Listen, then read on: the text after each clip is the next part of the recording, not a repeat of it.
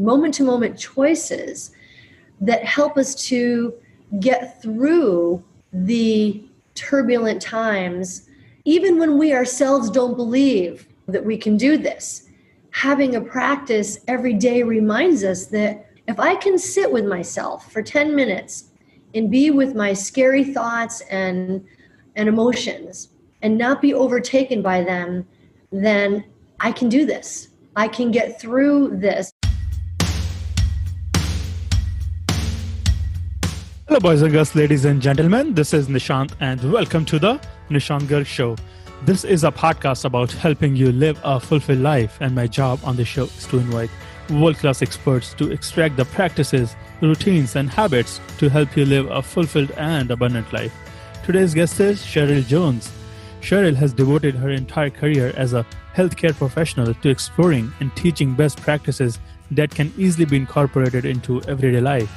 Her background includes undergrad and a master's degree in health and exercise science. Curious about the mind-body connection, she was drawn to the UMass Medical School, where she completed extensive teacher training in the science-supported Mindfulness-Based Stress Reduction MBSR program under Dr.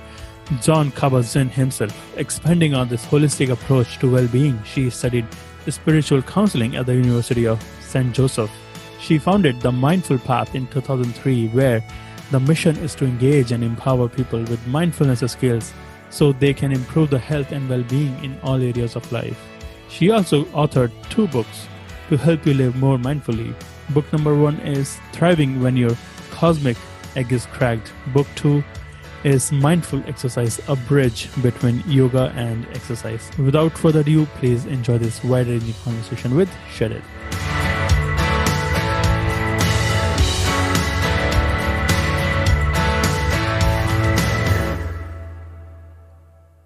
Cheryl Jones, welcome to the show. Thank you, Nishant. It's such a treat to be here.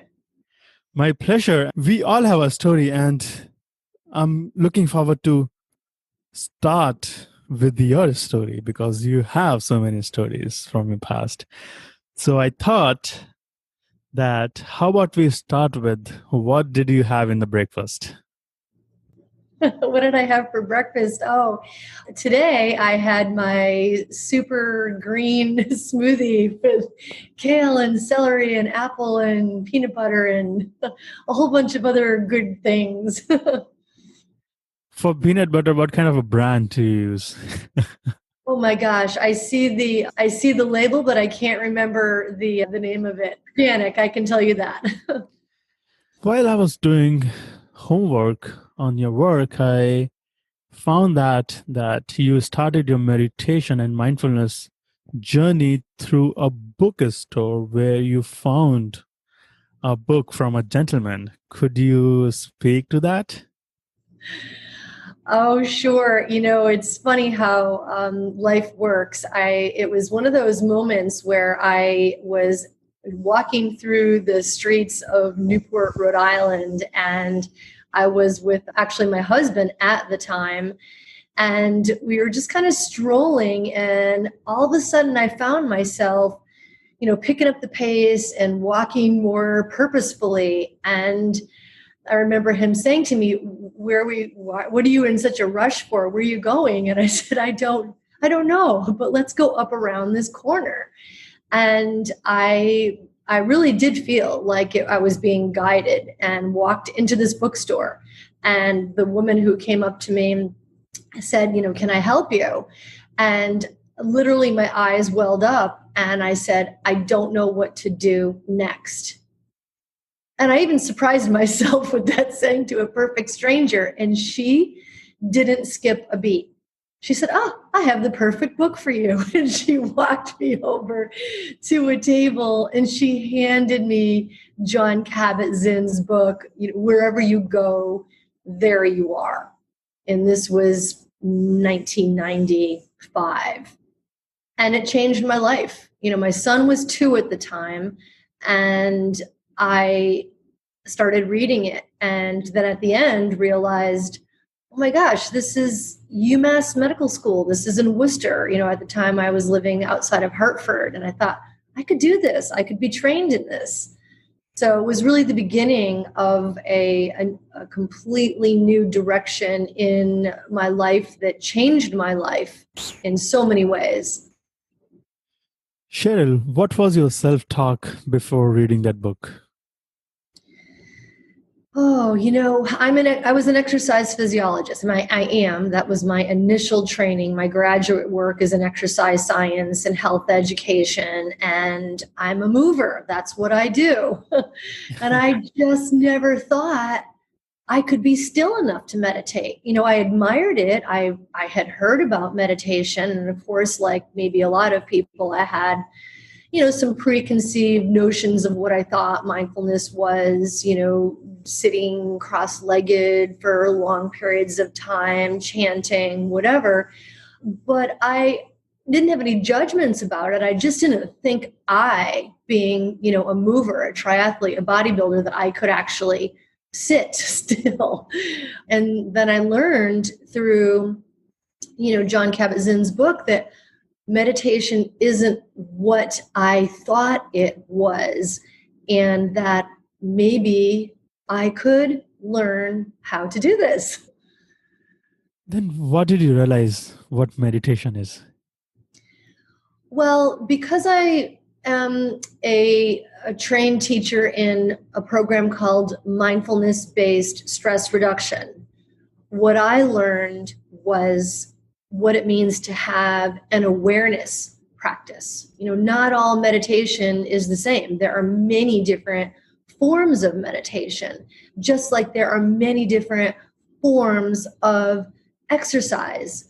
And so for me, mindfulness meditation has always been my practice, because I've been very drawn to what does it mean to be awake and aware in the present moment, and to really understand and learn and discover, the many benefits that has, on my health and well-being. And so I was coming at it from, a health perspective. How would this help me to be healthier?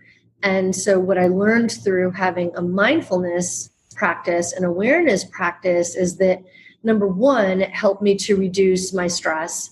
I was in a very stressful marriage during those years, and I was wanting to bolster my own coping abilities. And so what I discovered immediately was that it was something that I could be in charge of to navigate the stress that I was experiencing in my new marriage. And beyond stress reduction, I was able to start to, not be afraid of my feelings, to start to be able to be more comfortable being uncomfortable, and therefore feeling more resilient and more confident. And also having a mindfulness practice led to me making other choices of what I did or didn't do, when I was a new mother.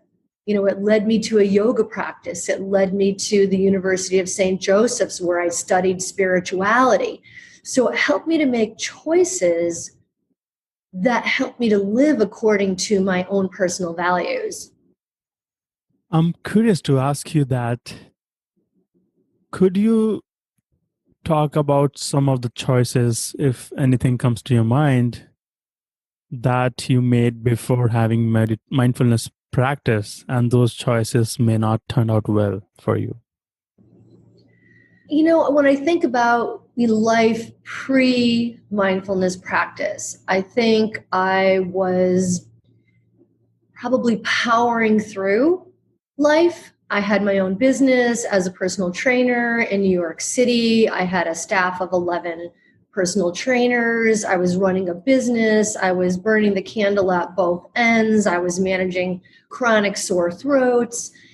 So I was powering through my life on autopilot, doing that which I thought I was supposed to be doing. I had supported myself since I was 18 years old. So that was all I knew, was powering through, solving problems under the gun, so to speak. And so that became a pattern in my way of thinking and behaving and showing up in my life. And I would wear myself out. And then as soon as I would feel better, I would get up and start wearing myself out again. And so I think I was not living consciously. I was trying so hard to be healthy. Here I was with, undergrad in health and physical education, personal trainer, helping everybody be healthy, taking care of my own fitness. But just because you're fit doesn't mean you're healthy. And that was my big wake-up call. And a lot of people think that if you are physically fit, then you are healthy and fit overall. So I'm wondering that if you could elaborate more on not just having physical fitness and having overall emotional well-being, mental well-being, and spiritual well-being is necessary for our life. It really is. And I think, we start wherever we start, right? We begin from we meet ourselves where we are. And I think as long as we're doing something healthy, maybe some people are, eating but not exercising. Some people are exercising but not eating so well. Some people feel like they can manage their stress.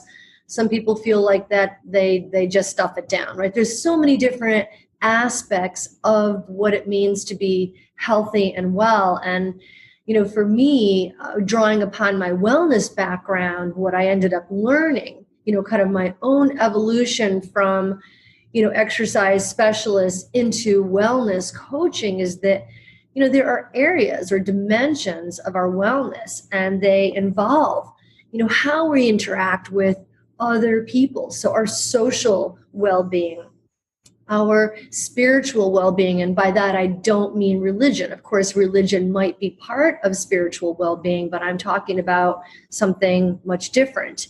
And I'm happy to talk a little bit more about that if that would be helpful. But, social, emotional, spiritual, physical, mental, professional, financial, these are all aspects of our health and well-being.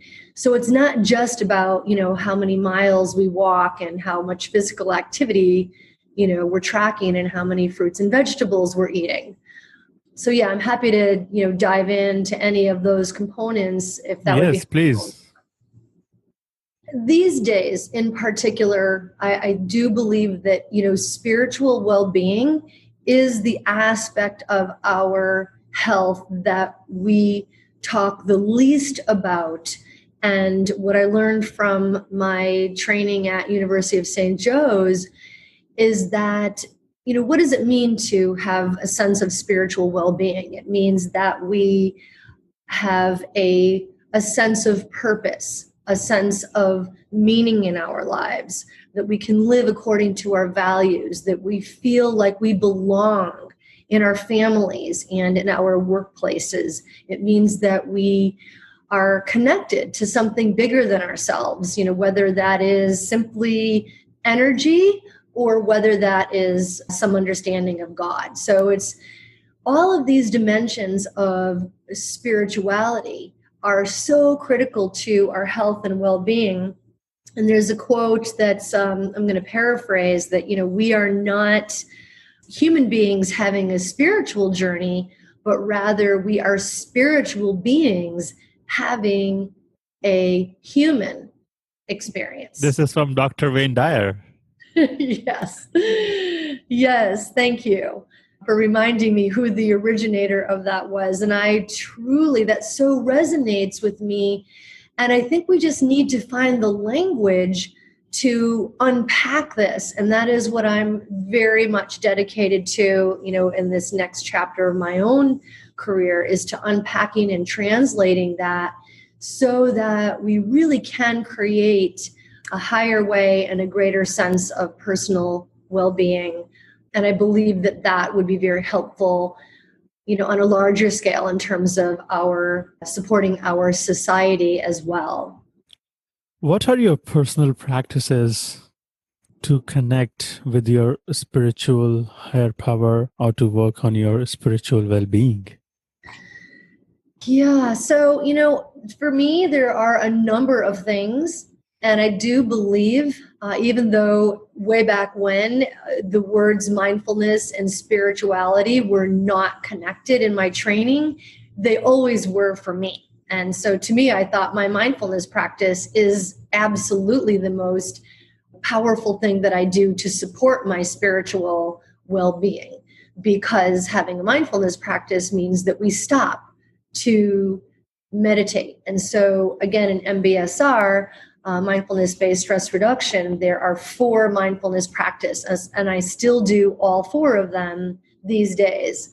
Not all 4 every day, but I'm constantly, bouncing back and forth between a sitting meditation practice, a lying down meditation practice known as a body scan, where we bring awareness to all the different parts of the body, my yoga practice, and I bring mindfulness into whenever I'm walking or biking or lifting weights. And so those really are the mindfulness practices that I continue to rely upon for my own spiritual well-being. But I also read poetry, and I enjoy starting my day with readings, from great teachers of all traditions. And I pray. I was raised Roman Catholic, so I do pray as well. And so these are some of the practices that I do when I'm by myself. But I also believe that it's very important to bring the presence that I'm cultivating when I'm by myself practicing into my interactions. And so bringing the level of awareness and intention into my work and the way that I work. I no longer burn the candle at both ends. I'm, very much about taking care of myself throughout the workday, and, bringing a particular level of presence into each and every conversation.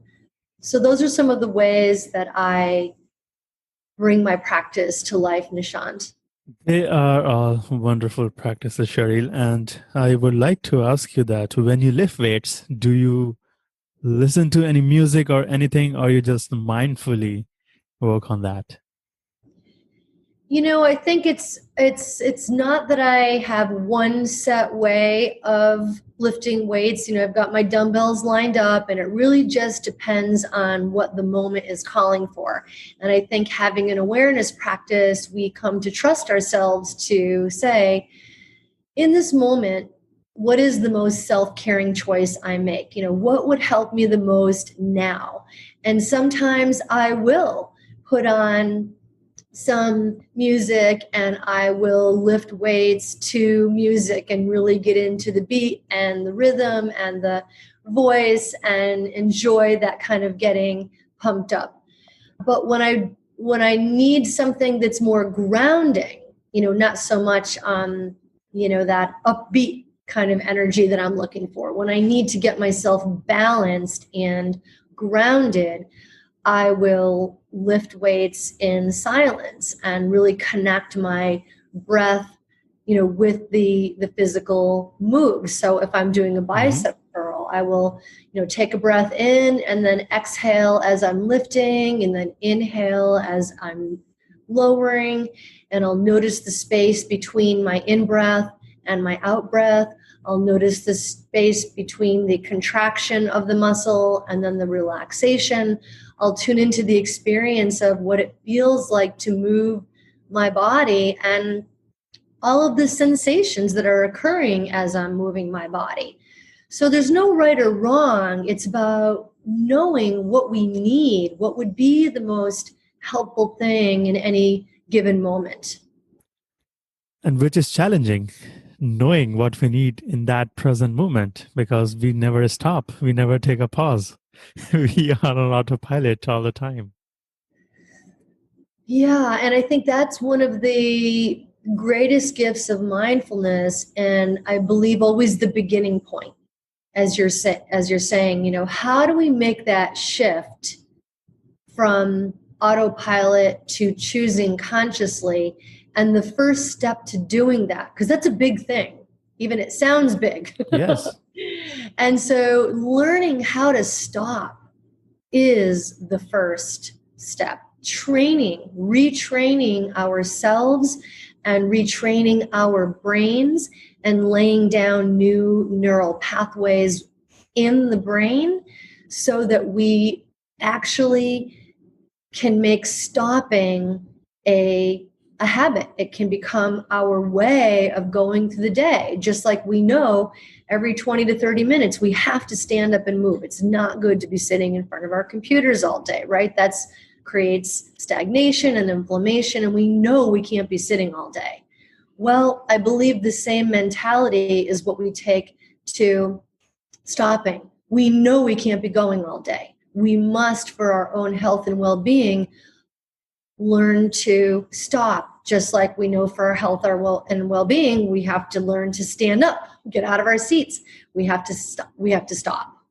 And we can do it. It's possible to practice stopping and to have stopping become a habit and for that to become a way of going through the day. We can do it. Yes.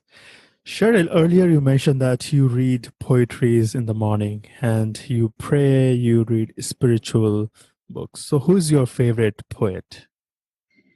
Well, I really love, I'll give you two names, Please. the work of Mary Oliver, and I also love John O'Donohue. They both speak to me in different ways. Do you remember, or if you could speak few lines of their poems or any quote from them? I would say that, I'll take one from John O'Donohue. This is a way that I actually start my day. And he writes, "I bless the night that nourished my heart to set the ghosts of longing free into the flow and figure of dream that went to harvest from the dark, bread for the hunger no one sees." And it goes on from there, but I think sometimes starting the day and even having a mindfulness practice. I mean, I'm a recovering workaholic. So I'm like jumping out of bed. Like I really wake up happy and excited every day. And I'm like, racing for the coffee pot. And I'm already like thinking, okay, what am I going to do today? Maximize this day. And then I remember this morning offering. And I will chime my bells. I have some meditation bells, and they're nothing fancy, they're nothing mystical, they're just a reminder to stop. So I'll chime the bells, I'll read this morning offering, and then I go into my, even if it's just a 10-minute meditation practice. And I notice my urge to get going, and I kind of sit with that discomfort, or sometimes I just drop in, and whatever it is, that to me is a very powerful way that I can remind myself to start the day not only with enthusiasm for the day, but from a very balanced, clear place. Cheryl, what kind of meditation you prefer in the morning? My meditation practice is typically like if I'm sitting, which is what I did this morning, and sometimes it is a sitting practice. Sometimes I will do what I call rolling around the floor yoga. And because I just need to kind of work the kinks out, if I wake up and my body feels achy or stiff, all I want to do is be on the floor. And I think that is a powerful thing that we can do, to be able to lie on the floor and really feel the sensation of the body and contact with the floor and supported by the earth, and just feel my belly rising and falling as I'm breathing, and then kind of move into some very gentle yoga moves, and then come to a sitting position and do some more from a sitting, some just awareness of breathing from a sitting position. So that would be kind of my go-to favorite. Work the kinks out, get on the floor, work the kinks out, sit up, and then do an awareness of breathing and set my intention for the day. And all of that really only takes, 15, 20, 25 minutes, depending on, what I choose for that day. Cheryl, we have used the word awareness many a times in this conversation. And as a listener to this podcast, I'm wondering what it means to have an awareness practice. Yeah, that's another big word, right? That's the thing. When you get talking about mindfulness, all these big words, like one big word leads to another. So let me see if I can help us break this down. Please. And thank you for that question. So having an awareness practice, right? What are we actually paying attention to? So my experience with mindfulness is that it's not a concentration practice. We're not striving. We're not trying to focus on anything. Instead, we're giving ourselves permission to notice, to be awake and aware in the present moment. What? So we start with awareness of the breath, simply noticing that the body is breathing. Right? The body is breathing without us telling it to do so. Thank goodness, or we'd all be dead, right? So it's the awareness of this sacred act that the body does for as long as we're alive. So we're simply noticing that the body is breathing. And we're not trying to change or manipulate the breath. There's no breathing technique in the way that I've been trained. It's simply noticing that we're breathing and tuning into the sensations of the breath and resting our attention on the sensations of breathing. And as we start to slow down and give ourselves a little bit of space, we notice other things. So other objects of our attention, if you will, like the busy mind, right? We're sitting there aware of the body breathing, and we're also probably noticing thoughts racing through the mind. We also may be aware of emotions that we feel. We also may be aware of sensations in the body, all kinds of sensations. And we also may be aware of our surroundings, so sounds coming from within our space or outside of our space. So those are really, when we talk about having an awareness practice, we're talking about cultivating awareness in the moment of breathing, thoughts, feelings, sensations, and surroundings. And I'm curious to ask you, what acceptance really mean in the mindfulness practice?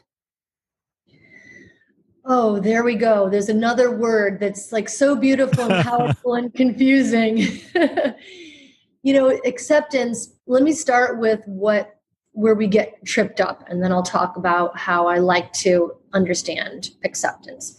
Sometimes when we say the word acceptance, we think that means accepting the, perhaps unacceptable, if you will. And that maybe that means that we're supposed to be passive and just, accept whatever's happening for what it is. And that we don't have the ability to exert any power or be in charge of that.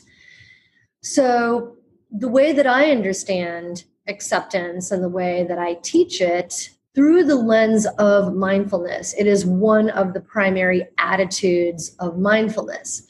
And it's really about acceptance in this moment. I may not like that I can feel my sciatica in the back of my leg as I'm sitting here. I may not like what somebody is saying in a conversation. I may not like the fact that someone did something that I don't agree with, right? So acceptance just means that for this moment, things are as they are. So if I'm practicing acceptance, that means I'm willing to allow whatever is happening, whether it's within me, within my body, within any feelings I might be experiencing, any thoughts I might have. So accepting whatever is happening within me and accepting whatever is happening around me as it is in this moment. Could you give us an example, any example that comes to your mind when you were having any conflict with another person, you were having disagreements, and you practiced acceptance of yourself and acceptance of the situation? Sure. So if I'm in a conversation with someone, and I'll use this as an example. Let's say I could think of a conversation, with someone at work where we were having maybe a difference in opinion about how we should bring a strategy forward. And I noticed that this person, what they were saying was really triggering a lot of strong emotion within me and thoughts. I'm thinking, are you kidding? That is the dumbest thing that you could possibly ever say. That is never going to work. Or feeling, angry or feeling frustrated or, any other strong emotion. So feeling the intensity and my wanting to explode like a volcano, but instead feeling my feet on the ground and tuning into my breath and really listening to what this person is saying and being aware that I'm breathing and following the flow of my breath. And this person didn't even see that I was doing that. It's just more that I was tuned into all of my thoughts and feelings, and I could totally tell that my body was in fight or flight mode because my face was probably, red as a tomato. I could feel how hot it was. And just staying in that moment, allowing this person to finish their thought process, noticing my judging mind, noticing the strong emotion, noticing the reactivity within my body, and staying with it, staying and staying and staying, and allowing this person to complete their thought process. And instead of reacting, and then when it was finally my turn to talk, I really wanted to say, well, here's what I think about it. This is what I think we should do. I asked another question. What's the best thing that you think will come out of doing it that way? What could be any potential pitfalls? What do you see as potential problems?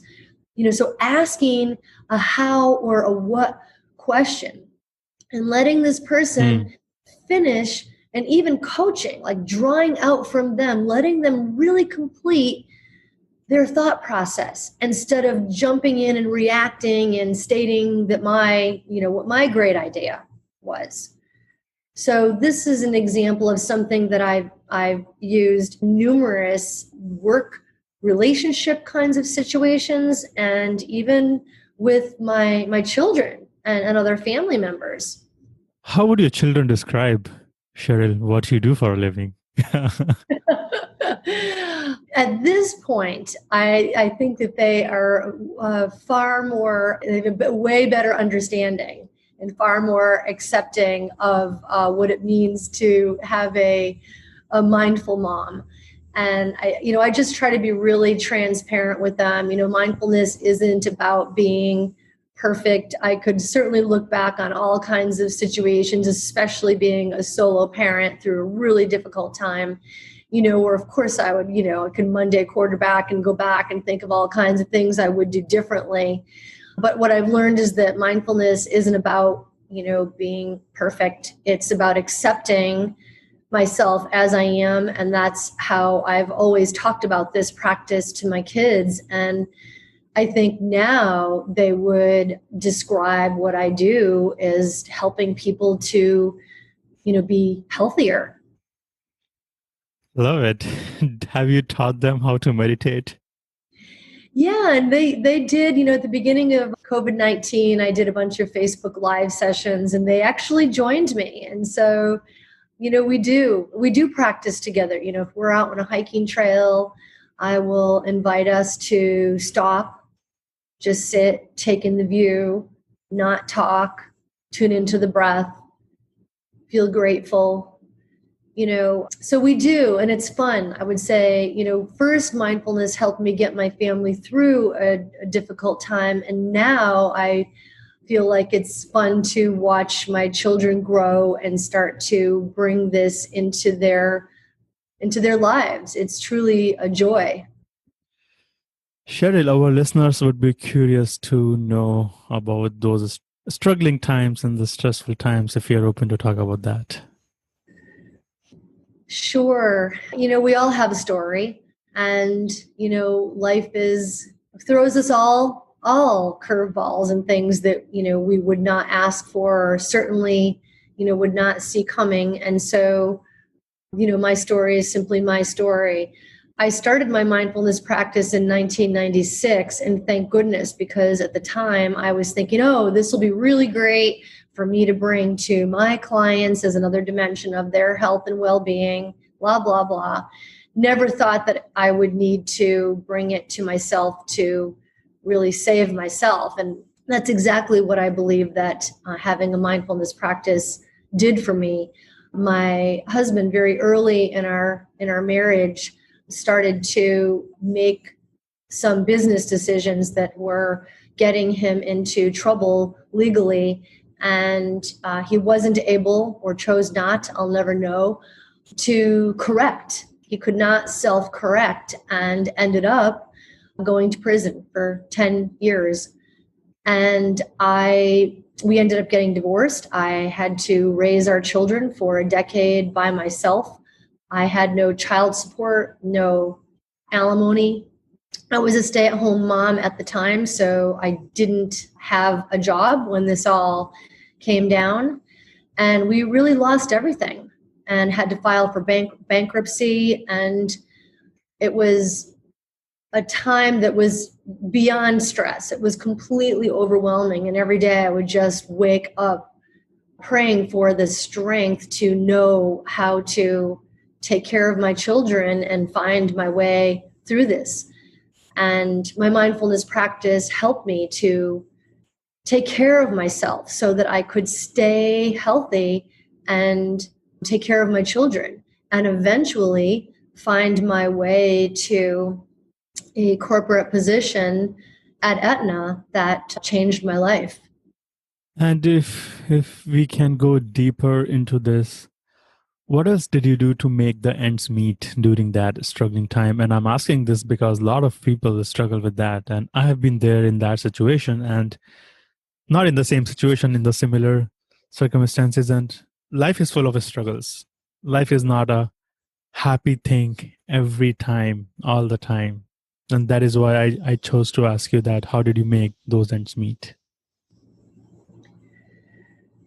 Well, I had to think about, because when you're feeling very beat up, I was feeling, forget beat up, I was feeling like a steamroller rolled over me. My self-esteem was so incredibly low, and my self-confidence was crushed. And it took a lot of strength to reflect. And I worked with a therapist, and I had to kind of use my own care of other people for myself to ask myself, what are my strengths? Because at the time, it was hard to remember what I actually, if anything, had going for me.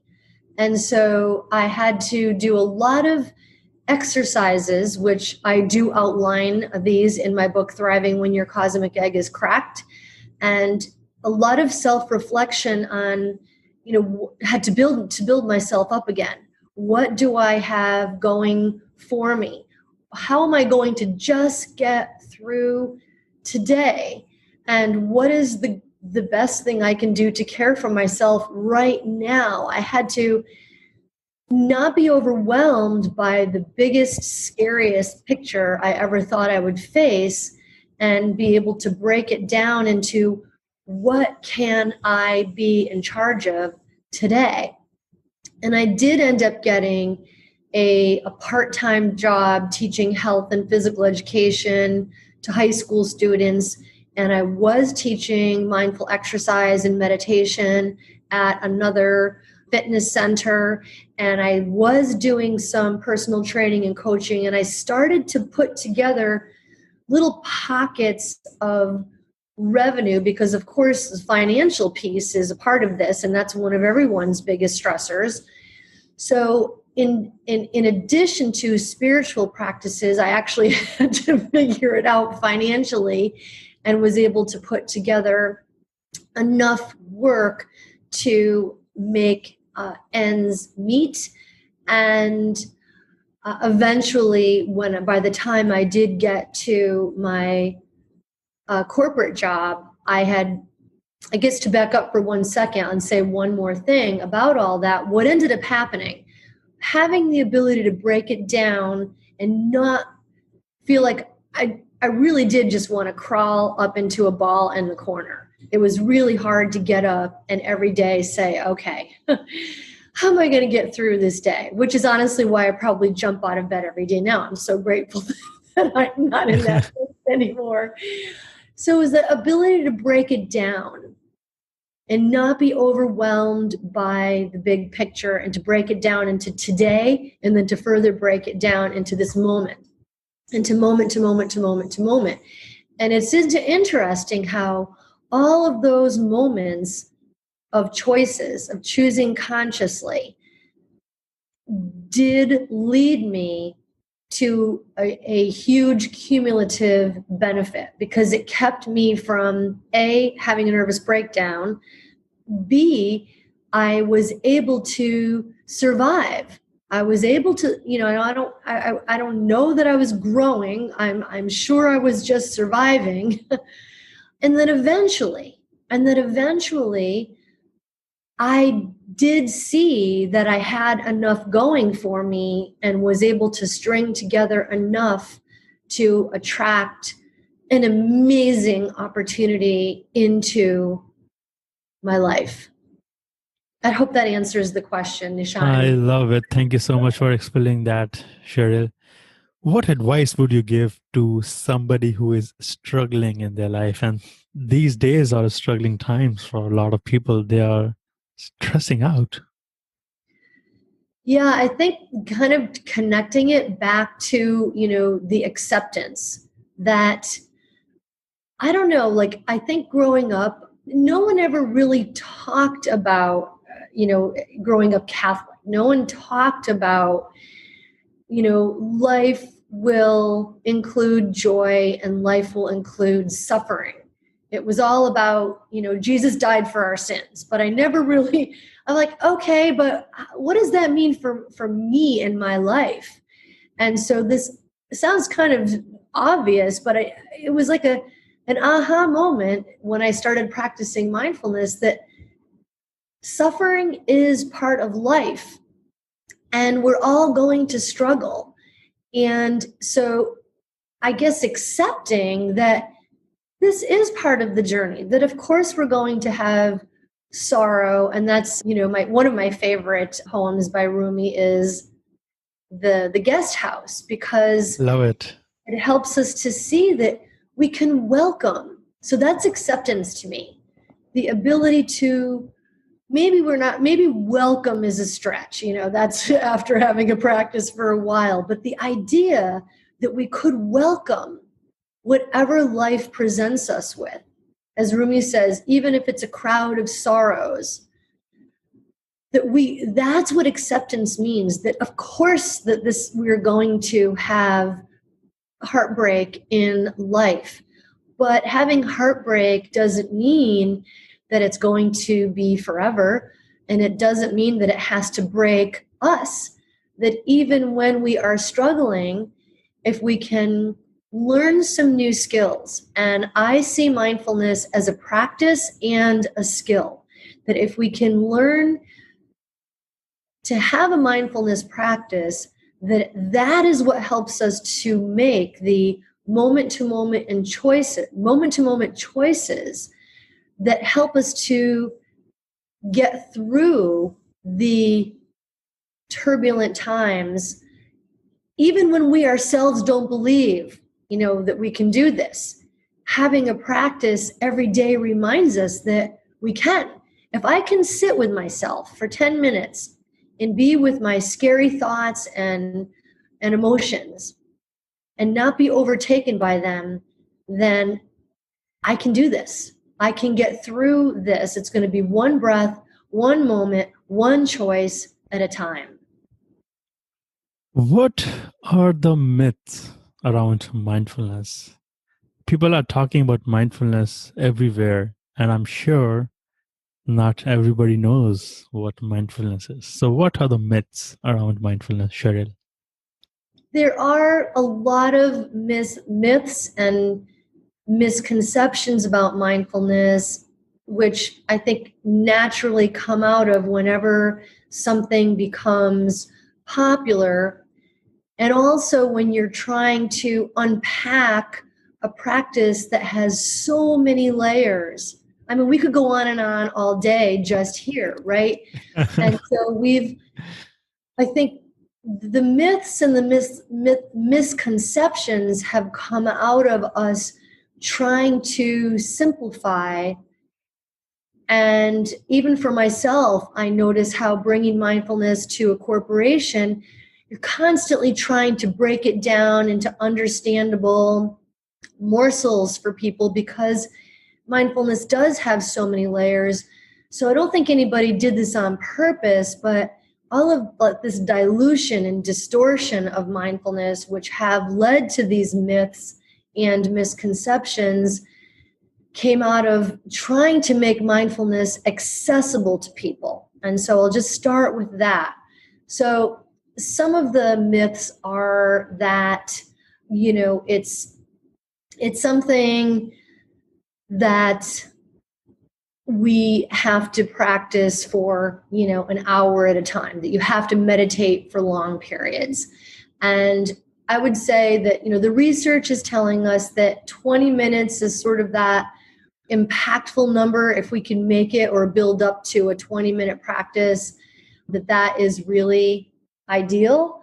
But to me, any mindfulness is better than no mindfulness. Just like I would say to somebody, look, just because you can't go out and walk for 20 minutes doesn't mean you shouldn't take a lap around your building for 2 minutes or a lap around your living room for 30 seconds. Any movement is better than zero.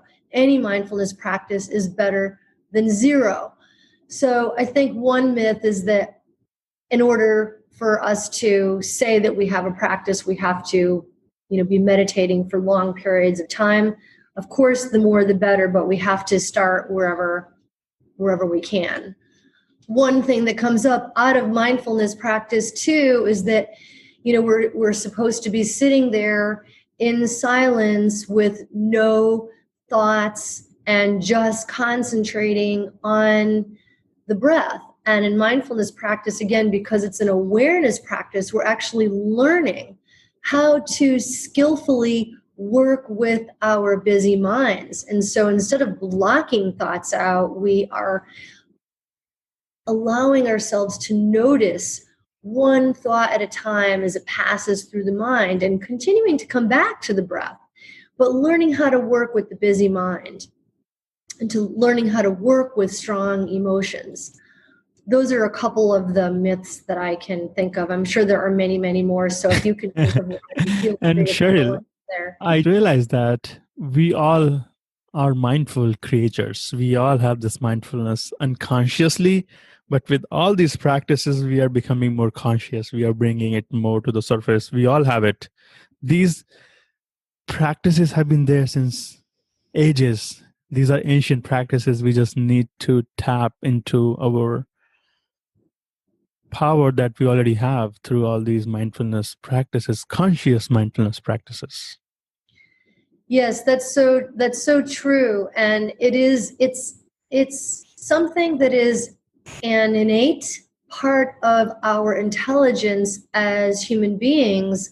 This capacity for awareness is part of being a human being. It's just that with our social conditioning and the way that we've been educated and trained, that it's an aspect of our intelligence that hasn't yet been cultivated. But I do believe that is going to be our frontier, our new frontier, and the way that we are going to see ourselves through these challenging times, whether it's through this holiday season, whether it's through this pandemic, whether it's beyond the COVID era. Yes, and these practices are everlasting. We can practice it during COVID. We can practice it even post-COVID. And Cheryl, you were discussing about self-esteem and self-confidence when you were talking about your marriage part. What could be some of the ways to raise our self-esteem and self-confidence? Because if they are not there, it's difficult to thrive in the challenging times. Yeah, that's a really powerful connection there. And so thank you for the opportunity to offer here.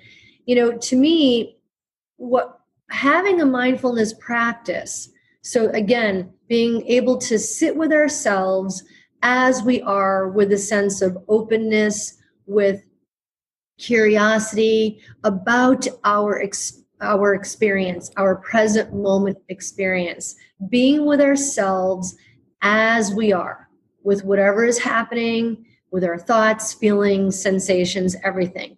That willingness and that ability to rebalance ourselves helps us to be able to get out of fight or flight mode and back to what we call rest and digest. And from this balanced state, we can see a little more clearly. So when we're wondering, what the heck do I do now when we're going through a challenging situation? How am I going to solve this problem? We have more clarity. We're not reacting, like a pinball machine to all of the darts that are, all of the troubles that are coming at us. We can consciously make a choice, the best choice possible in that moment. And whenever we make a conscious choice versus a reactive choice, it's going to be a better choice. It's the chances of getting it right are a lot greater. And by seeing ourselves make helpful, effective, positive decisions, that is what raises our confidence. That is what raises our self-trust. That, I can make good decisions even when everything is coming at me faster than I think I can manage.